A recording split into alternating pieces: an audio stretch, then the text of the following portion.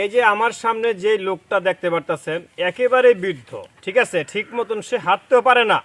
এই যে লাঠিটা আছে, এই লাঠিটা দিয়া সে হাঁটে এবং এই লাঠি তার কিন্তু এখন শেষ সম্বল। এটা দিয়া হাইটা হাইটা সে গ্রামে গ্রামে ঘুইরা, হাটে বাজারে ঘুইরা ঘুইরা চাইয়া মাইগা তারপরে সে খায়। সত্য? হ্যাঁ সত্য। সত্য, মিথ্যা কথা বলতাছি না। এই মানুষটাকে সামনে রাখে কথা বলতাছি, ঠিক আছে।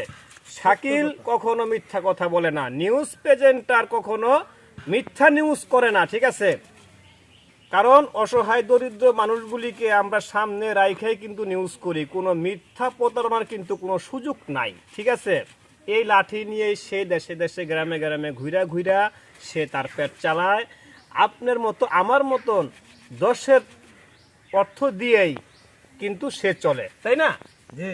এবং এই যে ঘরটার কথা বললাম, এই ঘরটা কিন্তু ভাঙা চিরা পড়তেছে, মাটিয়ে কিন্তু ঘর খায়া ফেলতেছে।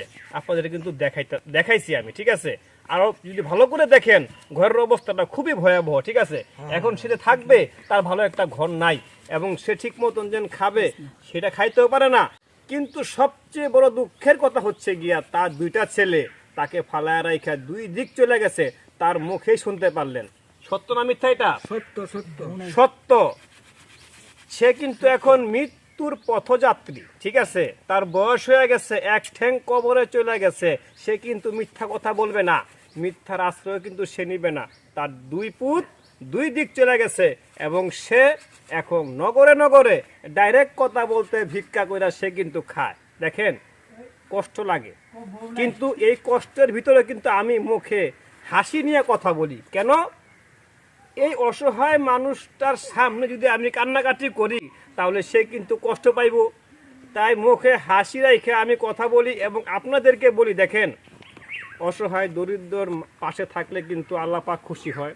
তাহলে অবশ্যই আপনারা এই লোকটির পাশে দাঁড়াবেন, ঠিক আছে। তাকে যেন আমরা এমন কিছু একটা করে দিতে পারি, সে যেন এই বৃদ্ধ বয়সে সে যেন চলাফেরা খাইতে পারে, ঠিক আছে। সে যেন ঘরে বসে 2 মুঠো ডাল ভাত খাইতে পারে। আমরা চেষ্টা করব তাকে এমন কিছু একটা করে দেওয়ার জন্য, ঠিক আছে।